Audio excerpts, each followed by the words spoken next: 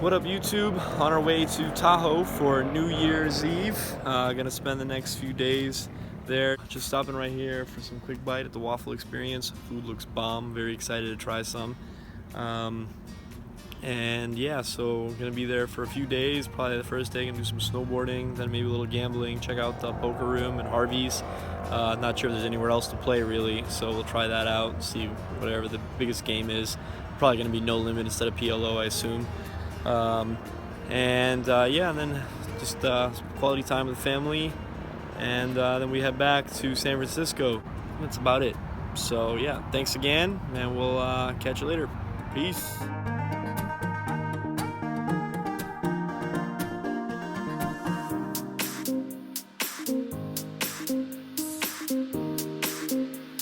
Oh my god, that looks so good. We got here, holy cow. Even these little mini hot dogs wrapped in waffles.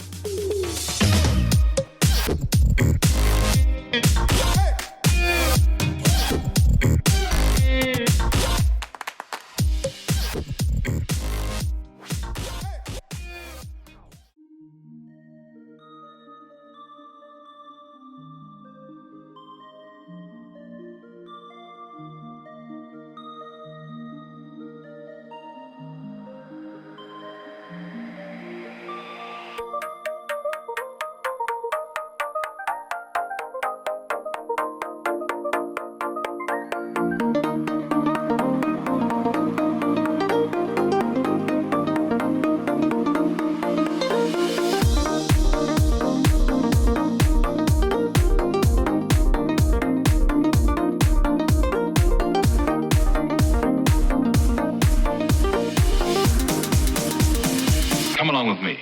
I'll show you.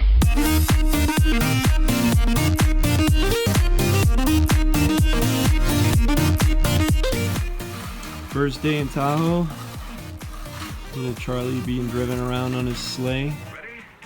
Looks like we got an ancient snowman burial. Yeah, that's not creepy at all. Alright, what up, YouTube? So we're in Tahoe, about to go snowboarding. Gonna check out the casino tonight. Looked last night and all they had was 2-3 No Limit Hold'em, so decided to wait till tonight. Today's Friday, so hopefully they should have a bigger game.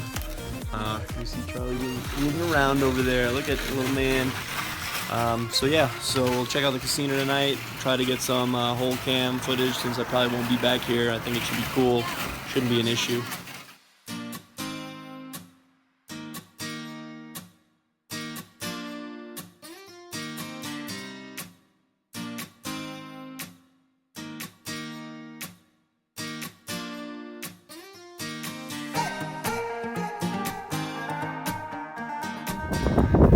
What up? So, first run of the day. You're fine, buddy. Yeah, hopefully I don't drop my phone, that'd be bad. We got maybe a solid 5 hours of boarding, and then off to Gambool. Man, it is beautiful. Yeah, there you go. What up, dude? All right, we got some rando.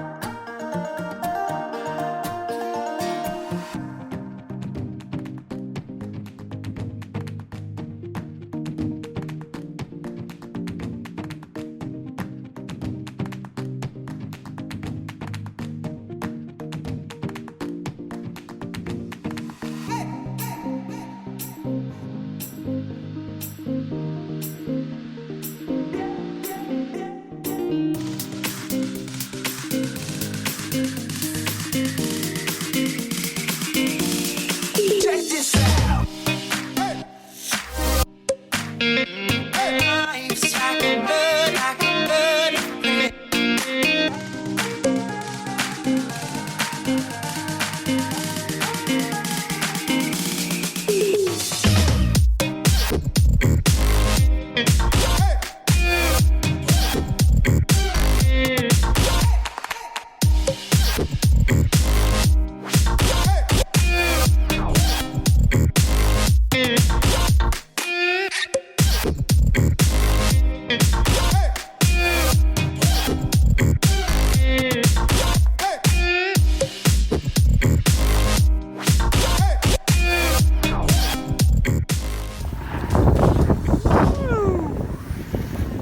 All right, that was sweet.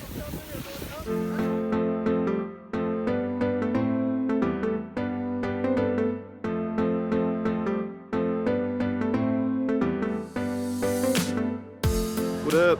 Pretty damn tired at Harvey's Lake Tahoe right now, waiting on being called for the poker list.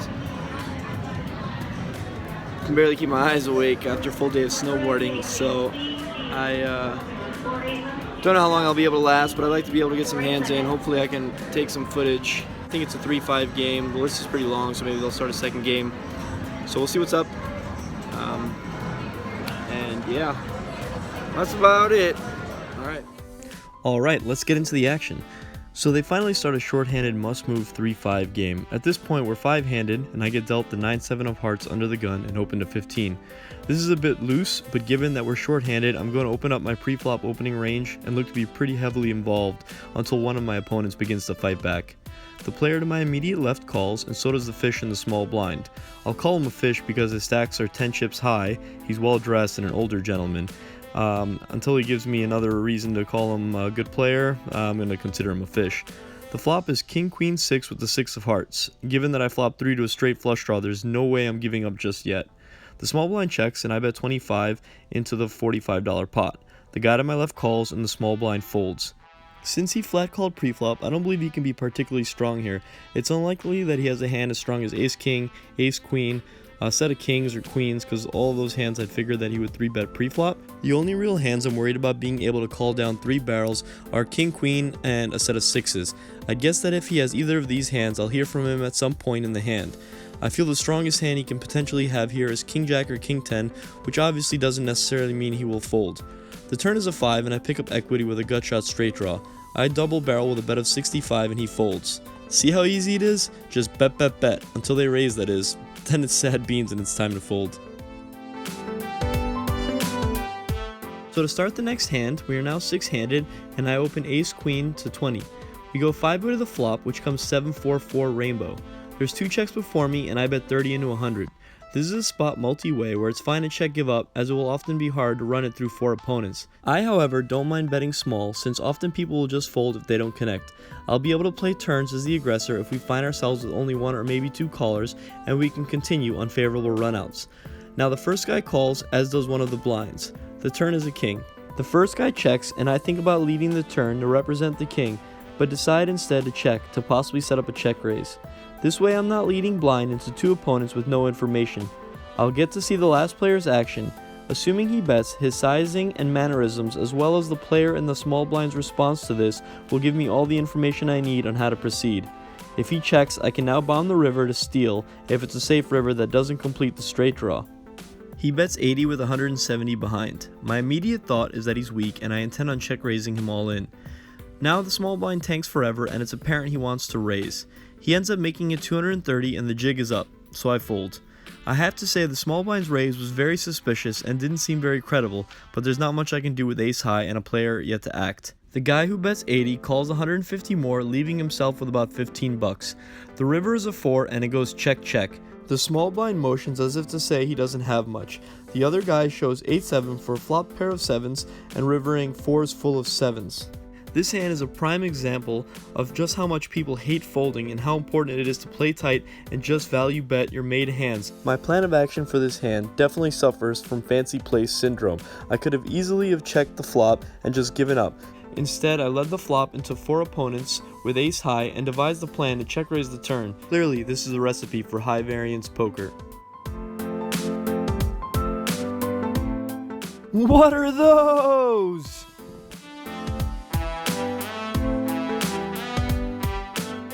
Alright, just what I thought, pocket aces. So I open a 15 and get a couple of callers. The flop comes, actually I can't even remember because all I know is I c-bet and both players folded. Womp womp.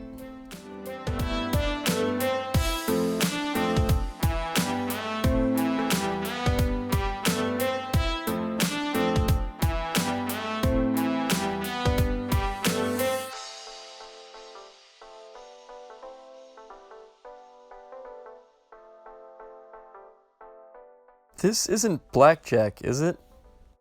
Well, I really haven't won a hand, so it's time to reload and make sure we have the table covered.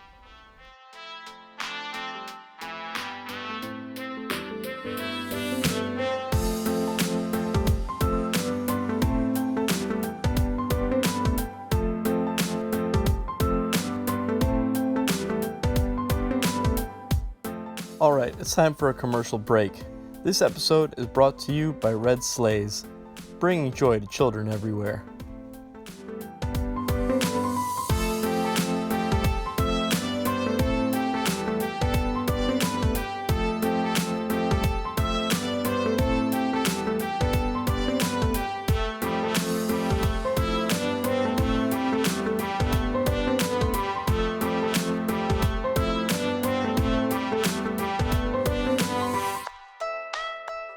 Now back to the action. I get ace-5 of clubs in early position.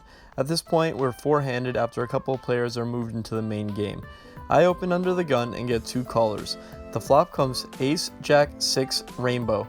The first player checks, I put in a half-pot c-bet, and both players fold. We're beginning to see a trend here. Yawn.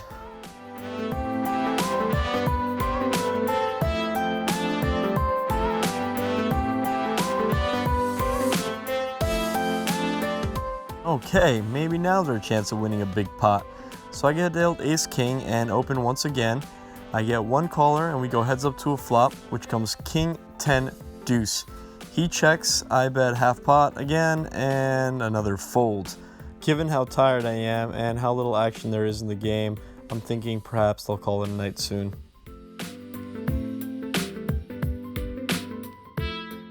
Okay, this has to be the spot where we get a big double up. I get jacks and make it $20, once again still four-handed. We get two calls and the flop comes 6, 7, 9 with two diamonds. The first player checks, I bet 40 in the 60, and they both fold. I mean, really, this just isn't fun anymore. So despite being stuck above $400 at this point, I decide that I'm way too tired to continue to play and decide to call it a night. I call my family to head back to the poker room so that we could head home, but not before I get a seat in the main game. I decide that I'll play out my one last free orbit, and that's when this hand goes down. I had stopped recording at this point, so this is actually just another hand that's almost identical to the one that I had played as far as my holding. Instead of the 6, 7 of hearts, I'm actually dealt 5, 6 of hearts on literally, I believe, my second to last hand before I'm picking up. I open to 15 in early position and get 4 callers. The big blind then makes it 115. Obviously the prudent thing to do in this spot would be just to fold and move on, but I'm not a nit bitch and I'm here to play, so I call 100 more, expecting that we're going to go multi-way to the flop. Not to mention we're both about $1,300 or $1,400 deep. Much to my surprise, everybody else ends up folding and we go heads up to the flop, which comes 2, 3, 3 with 1 heart. The pot is about $300 and I'm beginning to think, uh-oh, things are about to get spicy. Now, I know, barring that this guy leads for some sort of crazy full pot-sized bet, there's just no way I'm going to fold. Clearly, this can be a very high variance spot, but I believe I can float him one time, at least to see what he does on the turn. Again, nothing seems to fail to surprise me today, and he ends up checking. I don't think this is a spot that I can bet. I don't think there's much he's going to fold here. Even if he does have a hand like ace-king, I think he's going to call me once, so I check it back. The turn is a 5 and I make top pair. Now he leads for 140 into the $300 pot. If my opponent is a good thinking player, this is a great way to play aces or kings. On such a dry flop, he can check and allow me to spaz off with all of my overpairs, not to mention there really aren't many turns that he's going to be scared of, so it's a great way to trap. Despite this, now that I've made top pair, along with my gut shot, I'm not going to fold. His sizing tells me it's quite possible that he has ace high, and we're going to see what he's going to do on the river. The river is the 10 of diamonds, and he quickly checks. I don't see any point in betting here either as a bluff or for value. I don't think he'll be calling us with any of his ace high hands, and it's more than likely that he's in check call mode with all of his pairs, jacks, and plus. I check it back and he announces ace high. I table my pair of 5 for the winner, and the whole table is quite shocked. It's unfortunate I've already told my family I'm leaving because I think this would have created some great dynamics going forward. After winning this pot, I'm stuck about $150 and call it a night. Guys, I swear I win at poker, really. You believe me, right?